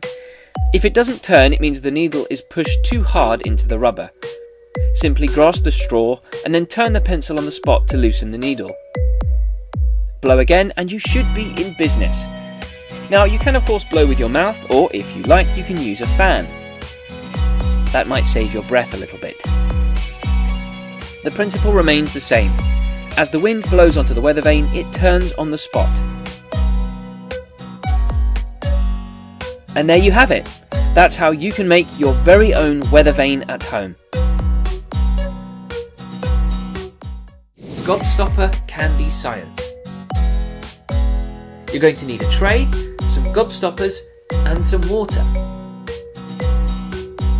The first step is to place your tray on the table, then open up your packet of gobstoppers and empty it out. You'll find that there should be 4 or 5 different colours of gobstoppers in your packet. You'll need to separate them out into their own areas. So we've got one purple area, one red, one yellow,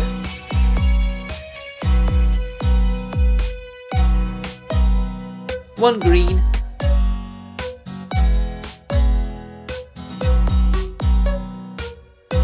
and one orange. It's best to try and space the gobstoppers equally apart to make the experiment work at its best.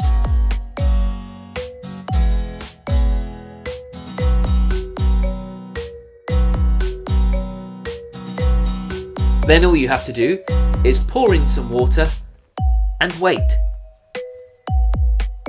Make sure you pour enough water to completely cover the bottom of the tray.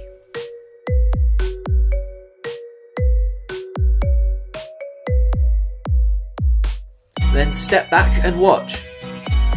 You'll see that the colour from each of the gobstoppers leaks into the water. That's because the water is slowly diluting the colour on the surface of the sweets. But watch what happens as the colours start to come towards each other. They don't mix. Isn't that strange? Well, not really. When they make the gobstoppers, they use special food colouring, which is designed not to run into other colours. That's how they're able to keep the separate layers of colour in each gobstopper. So, when the coloured water runs toward the next layer of coloured water, they don't touch. So you can make all sorts of strange patterns. If you look closer, such as over at the red section, you'll see that another colour is starting to bleed through. And that's because the water has reached the next layer of colour in the gobstopper. Isn't that crazy? You can make some really interesting patterns using this technique. Try laying the colours out in different ways, or using only 1 or 2 colours to see what happens. I think this is a really fun and really interesting experiment to try at home. And there you have it.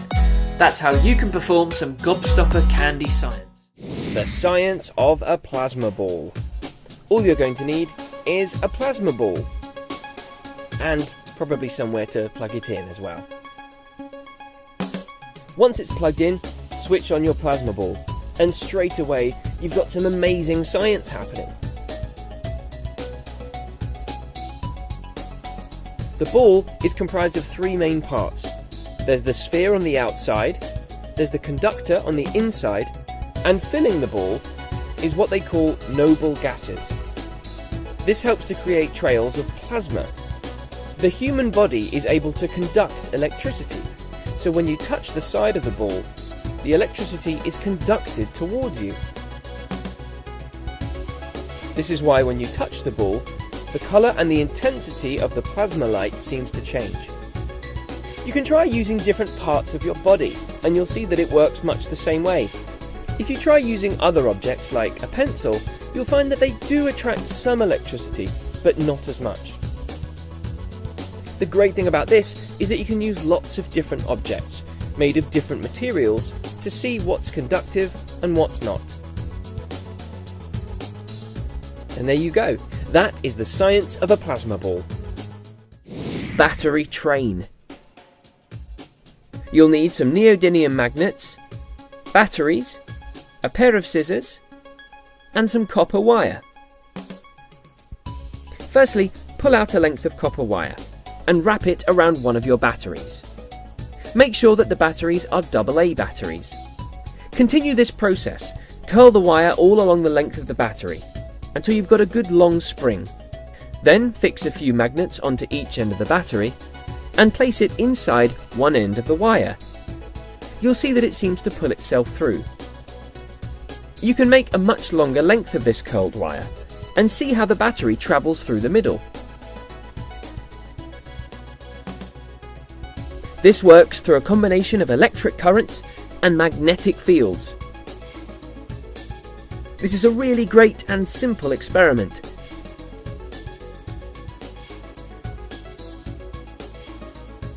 That's how you can make a battery train. Copper electrolysis.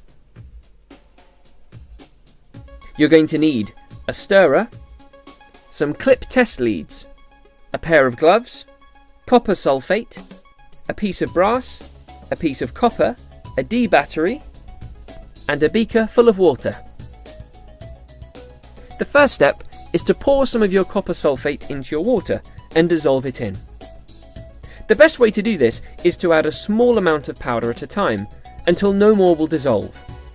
This will turn your water a very bright blue. Make sure to stir the mixture thoroughly.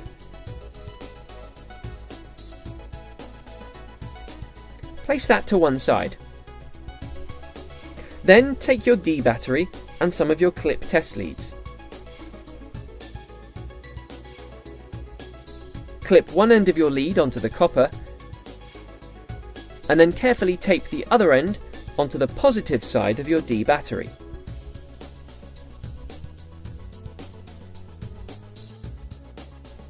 Then take your piece of brass and use a clip to attach that to the negative side of your battery. The negative side is usually the flat end of the battery.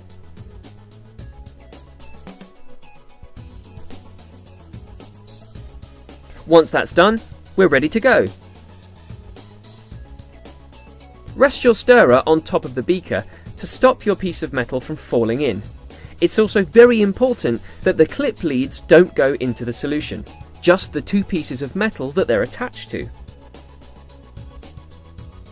You can see that our piece of brass and our piece of copper are sitting in the solution but not touching. Now all you need to do is leave this to sit for about half an hour.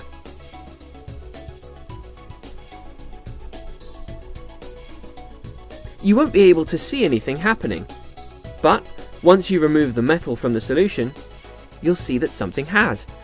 Some of the copper has transferred to the piece of brass and plated it.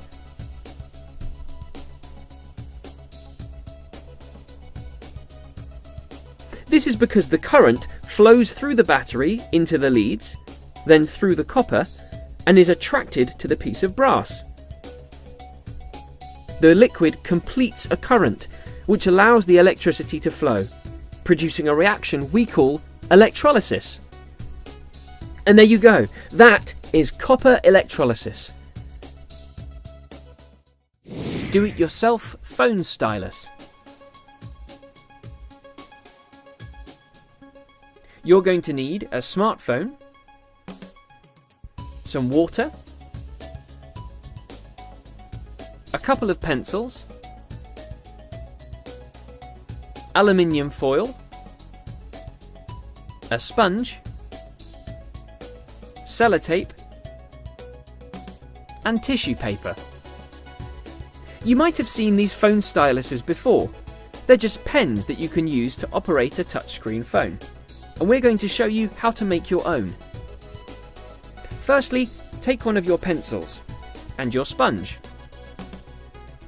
Then use your scissors to carefully cut off a small piece of the rougher side of the sponge. This is just a typical sponge that you might find in a kitchen. But before you use it, make sure that it's clean. It's best to get an adult to help you with this part of the experiment. Once you've removed some of the rough side of the sponge, make sure that it will fit onto your pencil, then use a small piece of sellotape to stick the sponge around the end of your pencil. This will help hold it in place. Then all you need to do is dip the sponge into the water, soak off some of the excess with your tissue paper, and then start tapping away.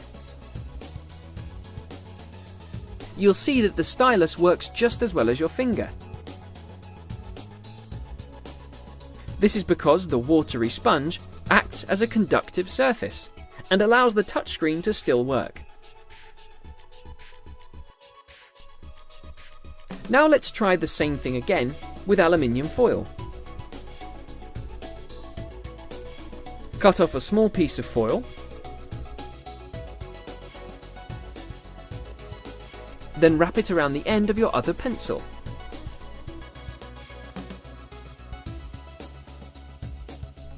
And once again, you'll find that it works in much the same way as a real stylus. However, we did find that this wasn't as reliable as the sponge. Why don't you compare the two and see which works best? And there you have it.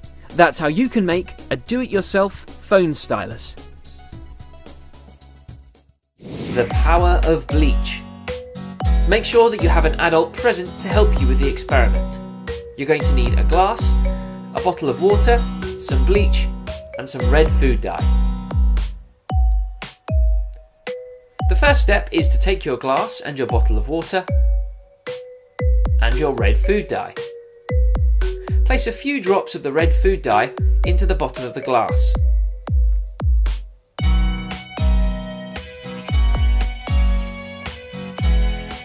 Once that's done, replace the cap and put the bottle to one side.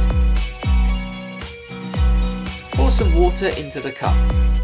You'll see that the food dye changes the colour of the water, making it a bright red colour.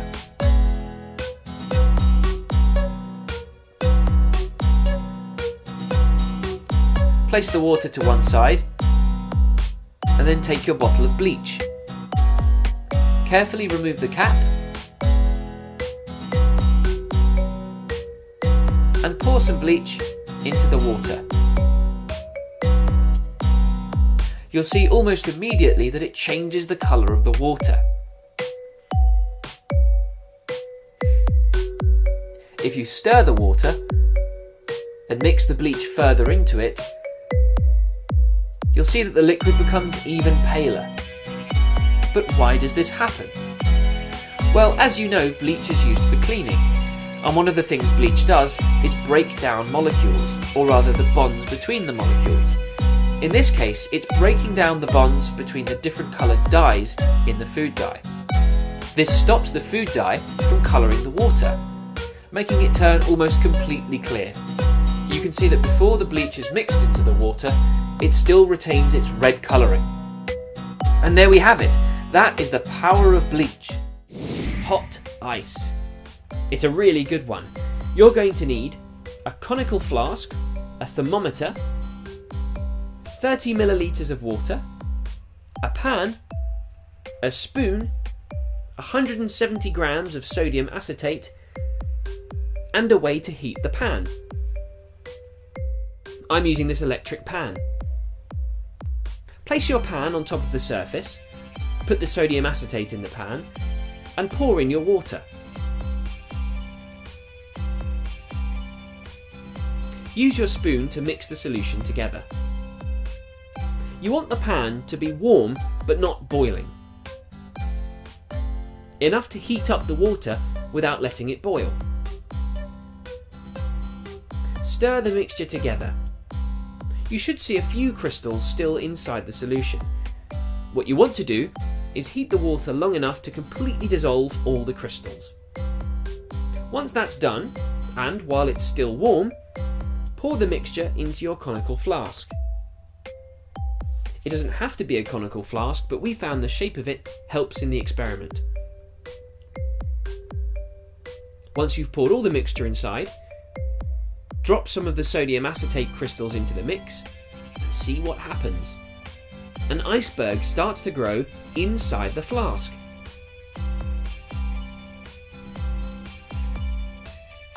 This is a crazy chemical reaction, and if you feel the flask with the back of your hand, you'll see that it's very warm. This is because your sodium acetate starts to crystallise again.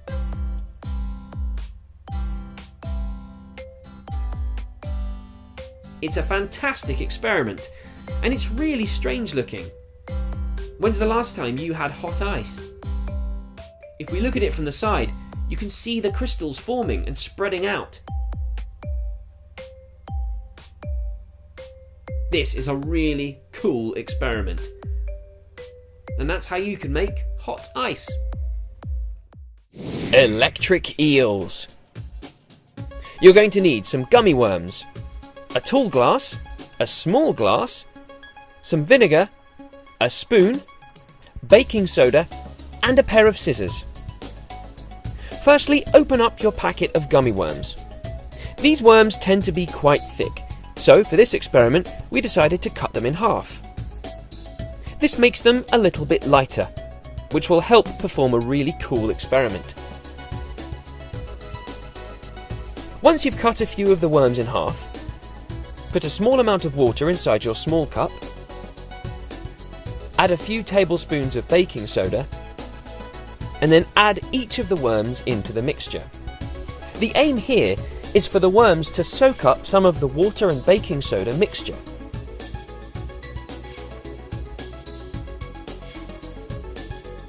Stir the mixture around a bit with a spoon and then leave it to sit.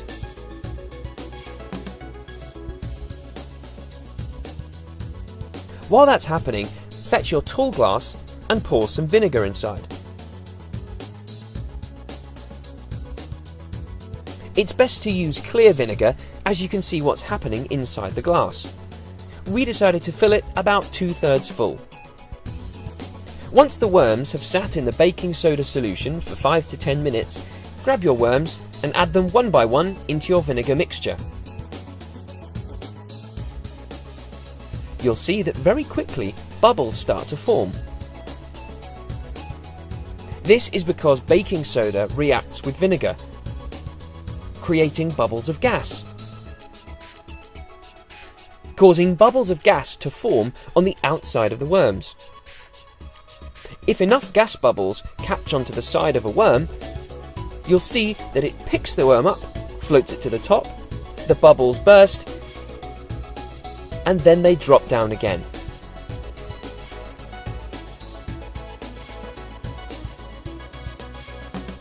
You can try different amounts of baking soda or vinegar to see how it changes the reaction. You can always throw a little bit more baking soda into the mixture if the reaction slows down, and it should speed it back up again. This is a really fun experiment and a great way to create your own electric eels.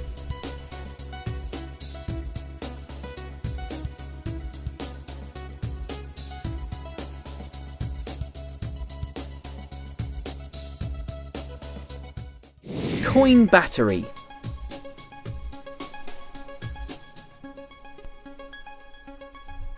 For this you're going to need some coins, some small containers, a piece of card, an LED light, some clip test leads, a pair of scissors, a pen, some foil, salt and vinegar.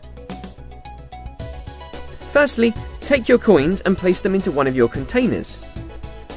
Then pour some vinegar into the container until it completely covers the coins. Pour in some salt and mix the two together. Let that sit for 5 or 10 minutes and then pour the solution out of the cup. Take the coins out and dry them off with a paper towel. You'll notice all of the coins are now very clean. Take your piece of card and draw around the coin. You need to make as many circles of card as you have coins. We used 10.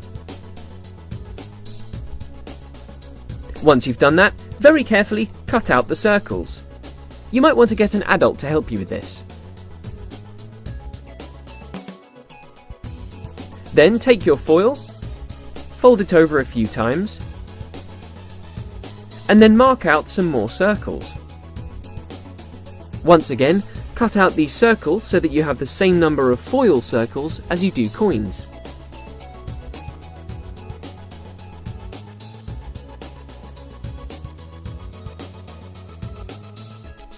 Take your card and soak them in some vinegar.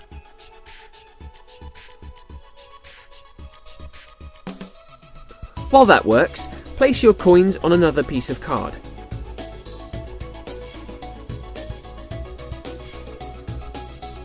take one out of the set, then fetch your vinegar-soaked card and your foil circles.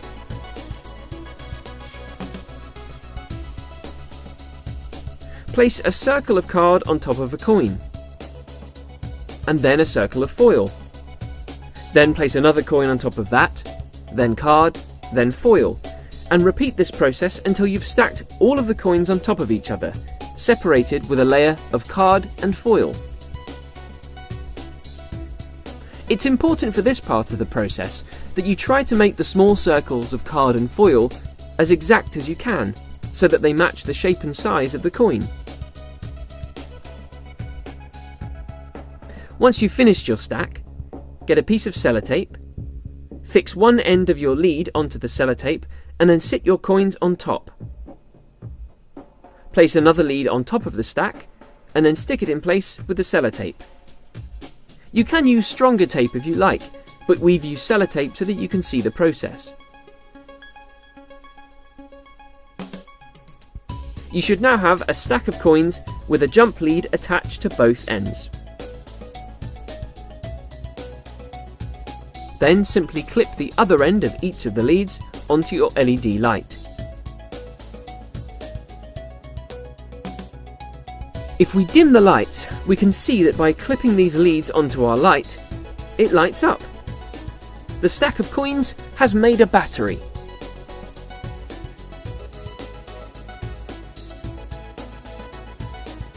And that's how you can make a coin battery. Static flyer. For this you're going to need a balloon, a pair of scissors and a plastic bag. Make sure you have an adult to help you with this experiment. Take your plastic bag and your pair of scissors and very carefully cut a thin strip out from the top edge of your plastic bag, between 1 and 2 centimeters in width.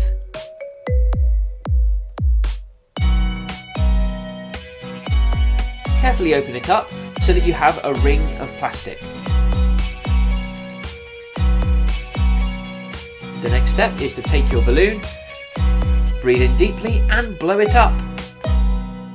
Once you've blown it up, have an adult help you to tie the end off. Then rub your balloon on someone's hair until you see their hair start to stand on end.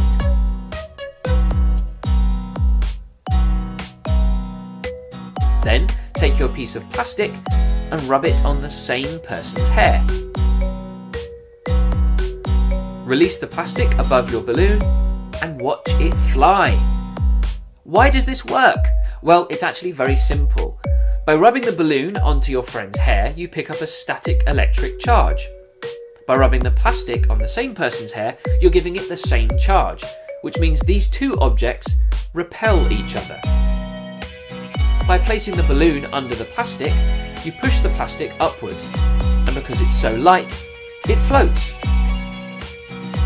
You can try this with different shapes of plastic, like this jellyfish shape, to see what works the best and to see what kind of crazy shapes you can come up with. You can try it with smaller balloons or bigger balloons, to see which works the best. I had a go with this smiley face and it worked quite well. And there you have it. That is how you create your very own static flyer. Homemade glow stick. It's really easy. All you're going to need is a mini LED light, a clear plastic pen, a 2032 or watch battery, and some sellotape. Remove any stickers from your battery so that the metal is exposed. Then slot your LED light around the side. Once it lights up, you'll know that it's on the right way round. Fit it around the sides of your battery. Then use a piece of sellotape to fix it firmly in place.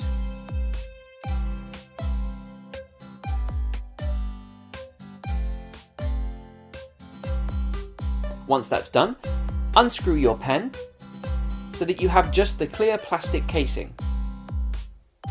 Slot your LED light inside, and then use some clear tape to fix the battery onto your casing.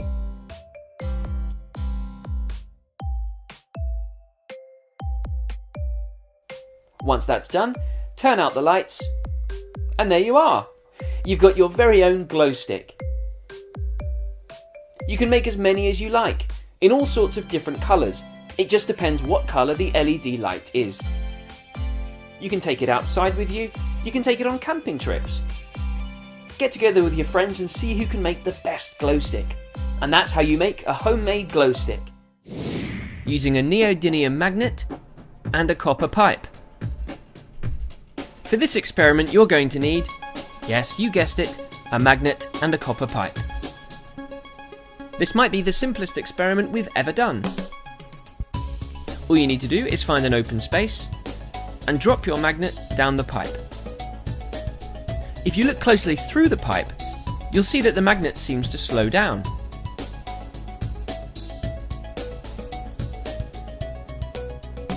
You can compare the speed that it falls if you don't drop it through the pipe, and you'll see that it really does fall slower. Something called an eddy field is created as the magnet falls through the pipe. The magnet has its own magnetic field, which in response creates an electric current, a very small electric current, inside the pipe as it falls through. This current then produces a field of its own. The two magnetic fields overlap and slow the fall of the magnet. This is a really great trick and something I find really interesting. The soda can jump. This is a really fun one.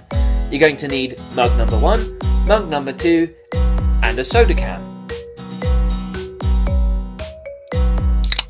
You're going to need to empty the soda can. Once you've done that, place the can inside one of the cups and blow into the cup. You'll see that the can jumps out. You'll also see that this works regardless of which way round you put the can into the cup. Place the second cup close to the first and blow. Try and aim the can into the second cup. Why does this happen?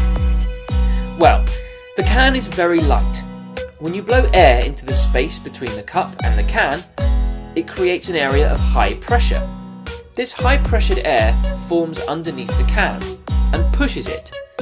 The air above the can is still at a low pressure, and so the can is able to move based on the air alone.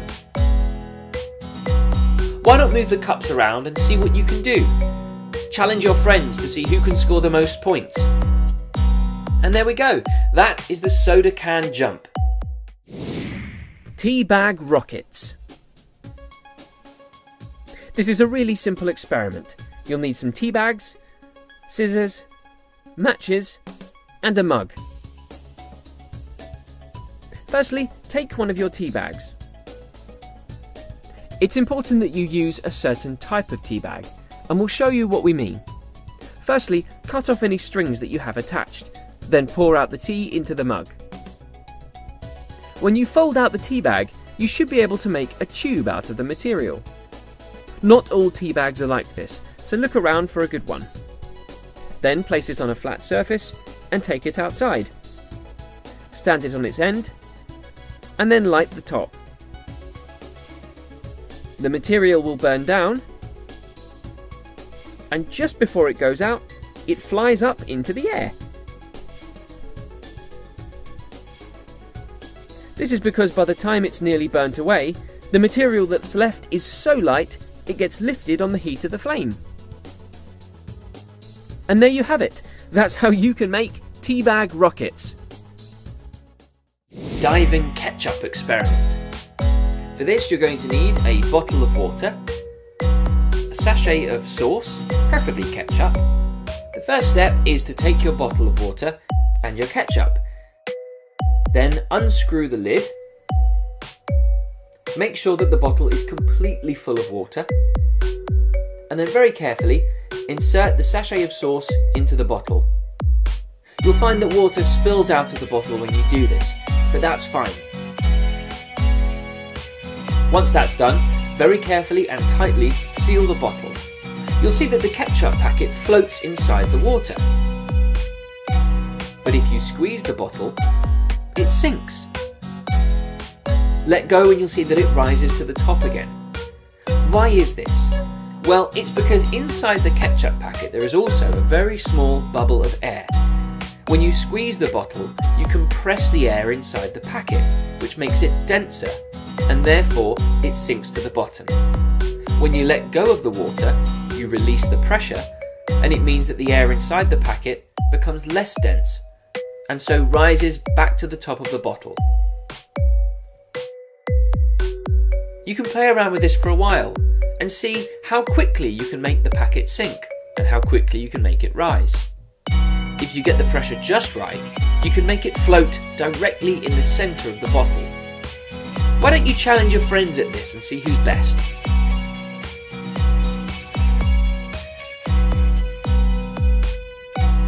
You could even have a race to see who's fastest. And there we have it. That is the amazing diving ketchup experiment. How do you fit a balloon into a bottle? You're going to need some balloons, a pin, a large plastic bottle, some tape, and a jug of water. Firstly, take your bottle and remove the cap. Then stretch out a balloon, place it inside the bottle, stretch it across the neck of the bottle, and then try to blow it up.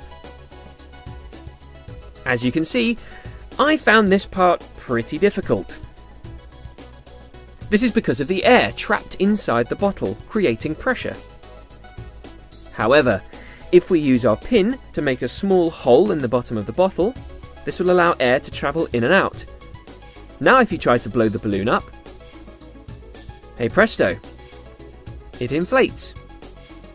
If you cover the hole, it stops it deflating, because the pressure inside the bottle is unable to change. This is a clever bit of science. But how do we get the balloon inside the bottle? Well, it's simple. We simply pour some water into the balloon. This will help it keep its shape. You can also use water balloons for this experiment if you don't have a normal balloon. Once you've poured enough water in, simply carefully tie off the neck and drop it inside the bottle.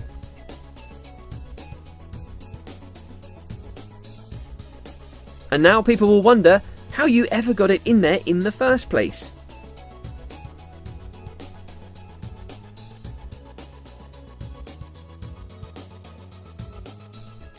So there you go. That's how you fit a balloon in a bottle.